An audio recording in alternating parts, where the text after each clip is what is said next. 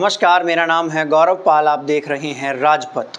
इलाहाबाद उच्च न्यायालय ने अब्दुल्ला आजम की सदस्यता वाले मामले में सुनवाई पूरी कर ली है। 11 अप्रैल को न्यायालय ने इस मामले में सुनवाई पूरी की, लेकिन फैसला सुरक्षित रख लिया। फैसला नहीं सुनाया गया। यह नहीं बताया गया कि अब्दुल्ला आजम की सदस्यता रद्द होगी या बनी रहेगी, या फिर उस फैसले पर रोक लगेगी जिस फैसले से अब्दुल्ला आजम की सदस्यता रद्द की गई थी। आपको बता दें, अब्दुल्ला आजम रामपुर की स्वार सीट से विधायक थे। मामले में अब्दुल्ला आजम और आजम खान दोनों को 2-2 साल की सज़ा हुई थी, जिसके बाद अब्दुल्ला आजम की विधानसभा सदस्यता चली गई थी।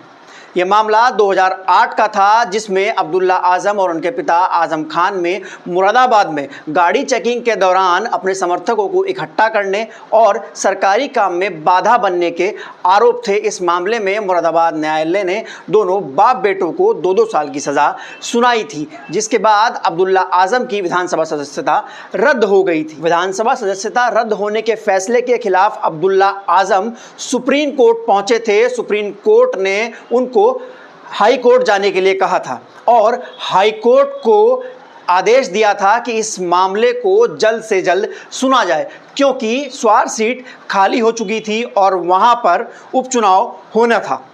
सुप्रीम कोर्ट ने इलाहाबाद उच्च न्यायालय को उपचुनाव की तिथि को ध्यान में रखते हुए जल्द से जल्द इस मामले पर सुनवाई करने के लिए कहा था। उत्तर प्रदेश निकाय चुनाव के साथ साथ स्वार सीट पर भी उपचुनाव की घोषणा हो चुकी है। स्वार सीट पर 13 अप्रैल से नामांकन की शुरुआत हो जाएगी और आज 11 तारीख हो चुकी है। अभी तक अब्दुल्ला आजम की सदस्यता को लेकर फैसला नहीं आया है। ये क्लियर नहीं हुआ है कि अब्दुल्ला आजम की सदस्यता बनी रहेगी या जाएगी। अगर ऐसे में 12 अप्रैल यानी कल इलाहाबाद उच्च न्यायालय इस मामले में फैसला सुनाता है और अगर फैसला अब्दुल्ला आजम के पक्ष में आता है तो उनकी सदस्यता बनी रहेगी और शायद चुनाव टल जाए। लेकिन अगर फैसला अब्दुल्ला आजम के खिलाफ आता है और उनकी सदस्यता रद्द रहती है तो फिर वह इस मामले को लेकर सुप्रीम कोर्ट जाएंगे। वह सुप्रीम कोर्ट अगले दिन 13 तारीख में जाएंगे और 13 तारीख से ही स्वार सीट पर उपचुनाव के लिए नामांकन शुरू हो जाएगा। अब ये देखने वाली बात होगी जब नामांकन शुरू हो जाएगा और उसके बाद अब्दुल्ला आजम सुप्रीम कोर्ट पहुंचेंगे तो सुप्रीम कोर्ट क्या फैसला लेगा।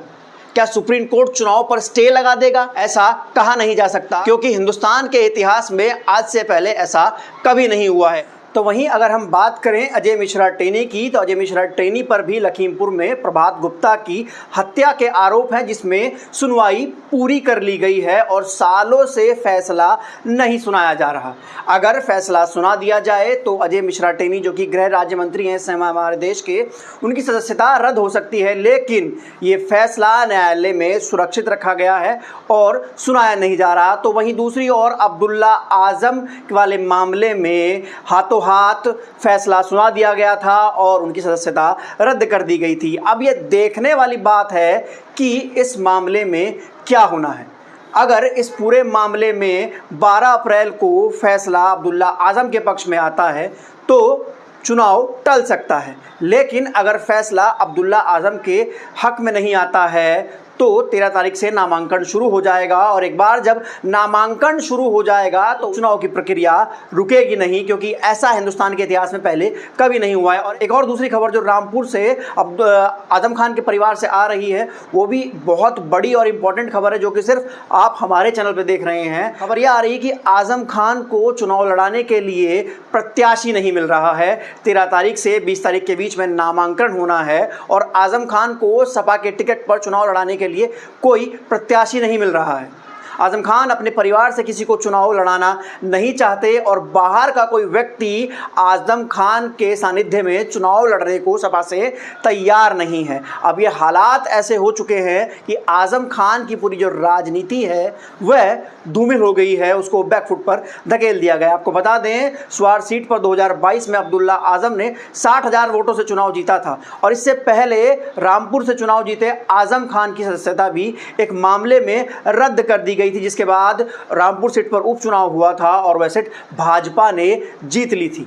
अपने खिलाफ होती इन कार्रवाई को लेकर शुरुआत से ही आजम खान और सपा इसको भाजपा की बदले वाली राजनीति बताते हैं और कहते हैं कि भाजपा उनसे बदला ले रही है, राजनीति में उनसे बदला लिया जा रहा है। तो वहीं भाजपा का इस पर कहना है कि वह कानून के हिसाब से काम कर रहे हैं और जो कानून के हिसाब से सही है उस हिसाब से पूरी प्रक्रिया की जा रही है। अब्दुल्ला आजम को 2 साल की सज़ा हुई थी, कानून के हिसाब से उनकी सदस्यता रद्द होनी चाहिए थी और इसी कानून से उनकी सदस्यता रद्द हुई है। तो वहीं अब्दुल्ला आजम, आजम खान और सपा पूरे विपक्ष का कहना है कि मात्र एक छोटे से मामले में 2 साल की सज़ा होना ये कहाँ का न्याय है और इस सज़ा के चलते उनकी सदस्यता का रद्द हो जाना। आजम खान और उनके परिवार का कहना है ये पूरी साजिश है उनको उत्तर प्रदेश की राजनीति से दूर करने की, उत्तर प्रदेश की राजनीति और रामपुर की राजनीति से बाहर करने की। अगर ये बात सच है और भाजपा